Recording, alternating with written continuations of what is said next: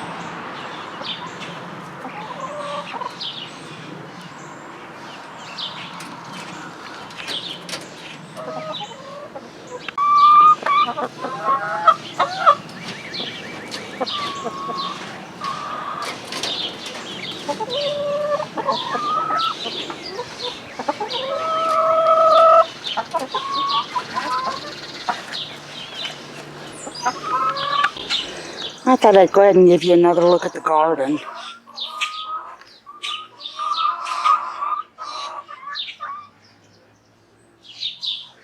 It is 91 here today in Ohio.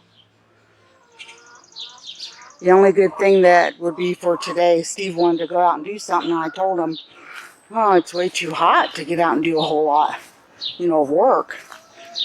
The only good thing about a day like this would be a pool, and we don't have a pool. Ain't got the room for one now.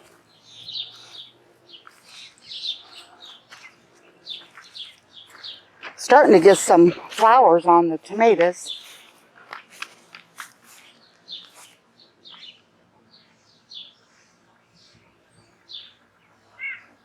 Hope they showed up there for you. He's got stakes on a couple of them. Not stakes, but the cages. We got to get the rest of them out and get these things caged up. They're getting big. I think more than anything, I'm glad to see the beans doing so well, because I want to can a lot of those this year. I haven't told you guys, but my niece, she lives way out in the country, and I have taken videos from out at her place before. They live right by an Amish schoolhouse. They have the exact same chicken coop, only a different color, and they got it dirt cheap from some friends. Well, she didn't have chickens anymore. They used to. So she's a foster mom, plus she's still got some of her children living at home. But she wanted some full-grown chickens, the ones that were already laying eggs. And I'm anxious to get these girls into the bigger coop. And the reason being is when they start laying eggs, they're going to lay different colors. The Americana that's in there is going to lay blue eggs. So, talked it over with Steve. And even though I raised all of my Rhode Island Reds from babies, we are going to give her 5 of them. 5 of the 8. Because they're going to be happy out there. They'll have a nice country setting, little kids out there probably playing with them and talking with them, and that will free up, and I can go out and visit them anytime I want, but that will free up. See, what we were going to have to do is the coop is plenty big enough to hold the 16 chickens, but the run would have to be built wider. We like to go above and beyond the size that they tell you that you need, because we want our chickens to be comfortable and have places to run and play. Well, this little coop is so small. It's got 7 in it. It says on the box when we bought it that it would hold 8, which there's no way I would keep 8 in there. To me, that would be cruel. Now, as they're growing up like these are, that's fine. But I'm wanting these to come over to here real soon. So as soon as my niece gets her run built, her and her family are going to come in and pick out 5. I told them I'd rather have 5 of the biggest ones taken. And the reason being is chickens do go by a pecking order. I've got an Orpington in here. I'm just looking at her. Let's see if we can... Oops, she just got out. See her there? But anyway, yeah, there's a pecking order. And I wanted to make sure that the big ones are gone and happy there. So I'm going to throw them all some grass in. They love to jump on grass.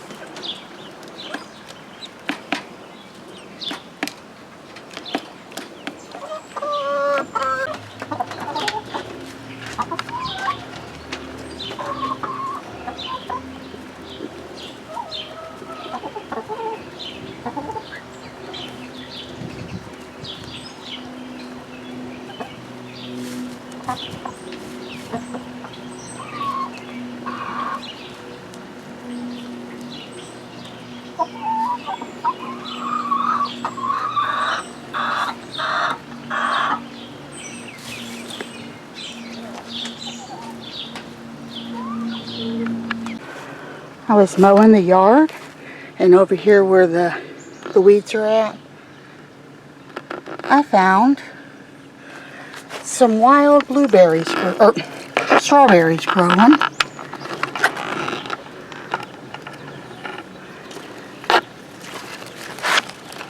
There's the leaves of them. Yeah, I seen those leaves and I thought, we've got wild strawberries. And you know, I've been taking care of the yard with, with Dad and Mom and Steve for all 30 some years and never seen any. They're all over here. It's getting dark out now, but let's see here. Underneath the weeds, see, they're there too. Some of them, of course, have already been picked. The animals have probably been eating them. But yeah, how cool is that? So next year, maybe we usually keep all this mowed. And the reason that we didn't is because we've got the tomato cages sitting there. So we just didn't fool with it. I've only been bringing the mower in just a tiny bit right here and then backing back out. And we haven't done any of these weeds. I'm actually glad we didn't. Because, even standing here, see if I can zoom up. Yeah. See, there's 3 of them right there. So they're all over this whole little area. So next year I'll know that they're going to be here and I'll take care of them. Steve's putting out some of the tomato cages on, I guess, probably the larger tomato plants. He's already got some of them on over here. I mowed the yard, but didn't get anything weed-eated yet, but that's okay. And the little tiny cherry tree has some more cherries on it. I love to look and see things grow. How are you doing, honey? All right. Trying to figure it out? Yeah. Willow! Willow, what are you doing? Pants. What are you doing? Eating this man's pants. Silly, silly girl. I was over at the side when I was mowing, and oh my goodness, you can smell that bean tree. Oh, it smells so good. Absolutely love it. You can see it through the trees here. See it back there? And we've got a couple more of them that are tiny, that are growing down in the area that sits out across the creek over here in our other part of our land. I hope that they do really good too. I opened up the thing to the greenhouse. It was hot in there, as you can imagine, because it was 91 today. But I opened it up and watered the watermelon and all that. Did you say the hen house? Greenhouse.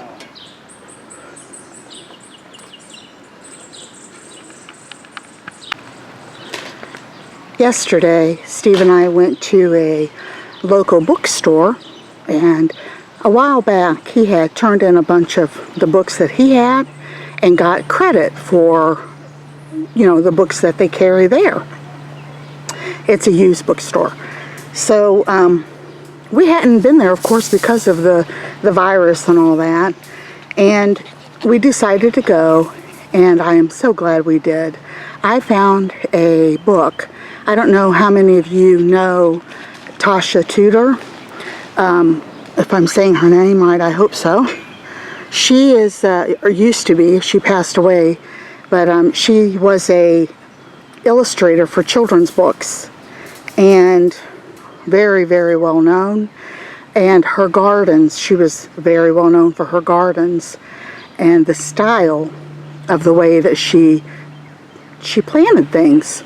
It almost has like a wild look to it, and you know, she would let things just grow and go, and absolutely beautiful.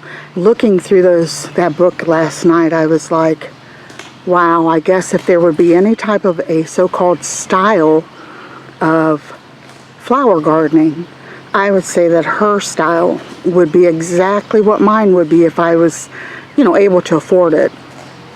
She was, of course, a very wealthy woman. She came from a wealthy family and had, I think, over 200 acres, if I'm not mistaken, in Vermont. And her son built her house, and she dressed up like she lived in the 1800s.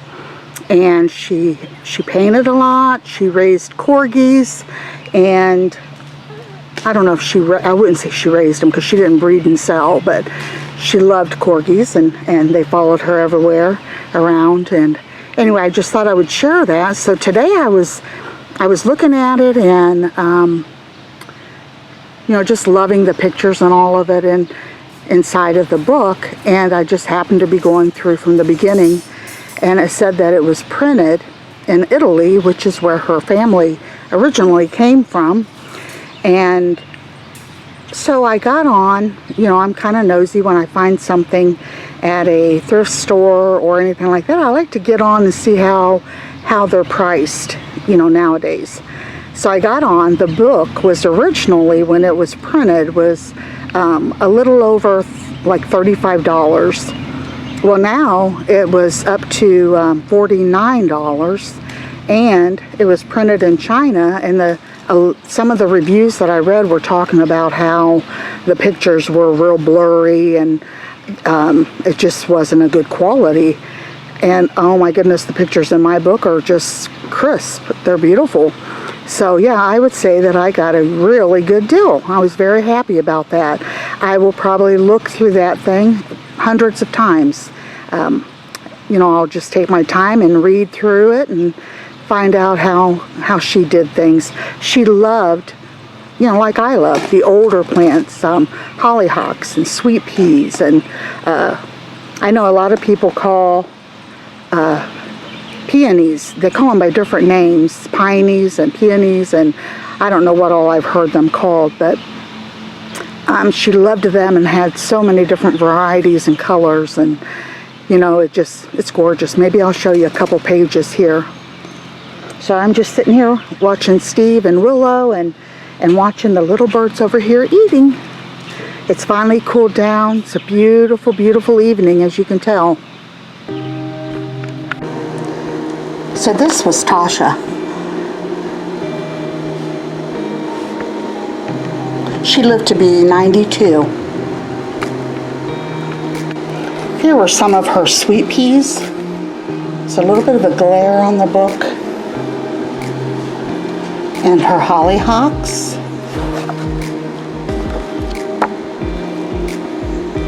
I was trying to see if I could find... And every day she would go out in her flower gardens and pick flowers and make arrangements, and she had them all over her house. See how the gardens just flow from one to another? Hope they're showing up a little bit so you can see how beautiful they are.